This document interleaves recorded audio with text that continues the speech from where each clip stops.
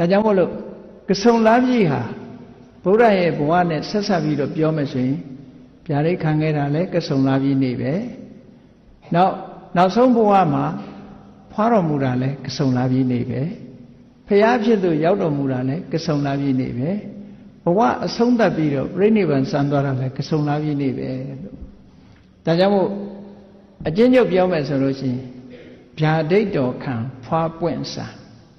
ဗျာဒိတ်တော်ခံတာလဲကဆုံလားပြည့်ဟောဖွားတော်မူတာလဲကဆုံလားပြည့်ဖရာဖြစ်သူရောက်တာလဲကဆုံလားပြည့်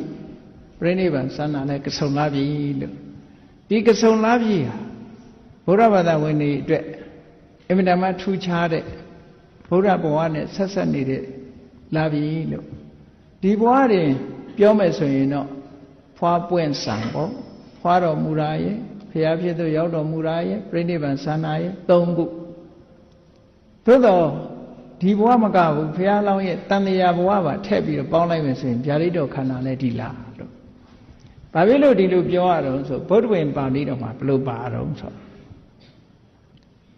တာရခဏဝိရောစန္တိအကဲခတ်ပြီးတော့ကြည့်ကြတာနော်ဘေးကနတ်တွေမြမာတွေအဲ့ဒီဗျာဒိတ်ခံတဲ့ပွဲမှာဖះကိုပူဇော်ရင်းသူဝိဒါရသိလေးကိုဖះလောင်းဆိုပြီးတော့ဝိုင်းဝန်းပူဇော်ကြတယ်အဲ့လိုပူဇော်တဲ့အထဲမှာသူတို့ကလည်းအတီးပြုကြဖះကဖះဖြစ်လိမ့်မယ်အနာဂတ်မှာဖះဖြစ်လိမ့်မယ်လို့ဗျာဒိတ်ဟောတဲ့စကားဟာဘယ်တော့မှမလွဲဘူးဆိုတာဘယ်လိုအခြေအနေတွေကိုသူတို့ကြည့်ကြတာတော့ဆိုထူးခြားချက်တွေကိုကြည့်လိုက်တယ်ကောင်းကင်မှာလည်းပဲကျယ်တွေကအံ့ဩစရာကောင်းလောက်အောင်သူကနေ့အခါကြီးမှာပဲဖြစ်စီပေါ့ကျယ်တွေအမတန်မှပြည့်စုံတဲ့အချိန်အခါကြီးကောင်းကင်ကကျယ်တွေကတောက်ပပြီးတော့နေကြတယ်နက်ခတ်တွေဟာလည်းထင်းထင်းရှားရှားပေါ်ထွက်လာကြတယ်ညအခါထွက်ပေါ်လာမဲ့လာပြီဝန်းကြီးကလည်းပဲဝိတာခါဆိုတဲ့နက်ခတ်နဲ့ရှင်တွဲပြီးတော့ဖြစ်ပေါ်လာ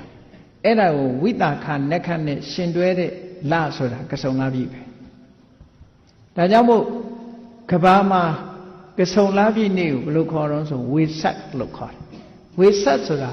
ဝိတာခါကိုပြောတာသူတို့အတန်နဲ့ပြောတယ်ဝိစာခ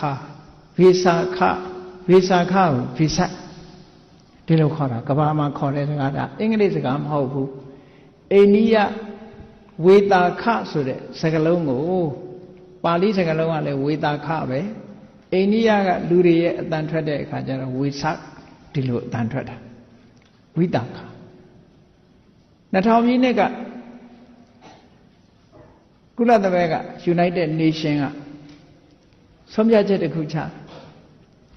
ဘုရားမြတ်စွာဘုရားသာသနာတော်ဟာအမြဲတမ်းထူးခြားတဲ့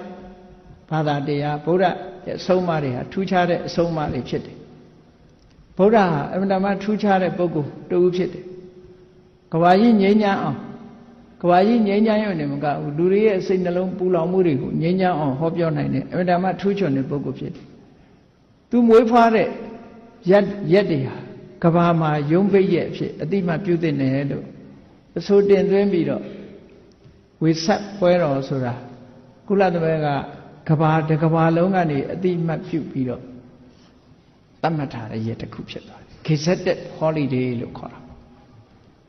2000တက္ကရာ2000ဟာအခုတက္ကရာ2012ရှိသွားဒါကြောင့်မို့တချို့နိုင်ငံတွေမှာကုလသမဂ္ဂရဲ့ဆုံးဖြတ်ချက်အရဆိုပြီးတော့ဝိဆက်ပွဲတွေဆင်ရင်ကျင်းပပြီးတော့နေကြအင်တာမဒီမြတ်စွာဘုရားရဲ့ဂုဏ်တော်ကျေးဇူးတော်တွေကိုအာရုံပြုပြီးတော့လှုပ်တင်လှုပ်ထိုက်တဲ့ပွဲတစ်ခုပဲဘုန်းကြီးတို့သီရိလင်္ကာနေတုန်းကဆိုလို့ရှိရင်ဒီဝိဆက်ပွဲဟာအကြီးကျယ်ဆုံးခုဗမာပြည်မှာကြီးကျယ်နေတာတကြံဖြစ်ဝိဆက်ပွဲတော့တာမန်ညောင်ရည်သုံးပွဲလောက်ပဲဒီလိုရှိကြဒါဖရာဖွားတော်မူတဲ့နေ့လည်းဖြစ်တယ်မြတ်စွာဘုရားရဲ့ဘာတတေးပေါ့ဖွားတော်မူတဲ့နေ့လည်းဖြစ်တယ်နောက်တစ်ခါမြတ်စွာဘုရားဖြစ်တော့ဖရာဖြစ်သူရောက်တော်မူတဲ့နေ့လည်းဖြစ်တယ်ပြိဋိဘံစံတော်မူတဲ့နေ့လည်းဖြစ်တယ်အင်တမထူးခြားတဲ့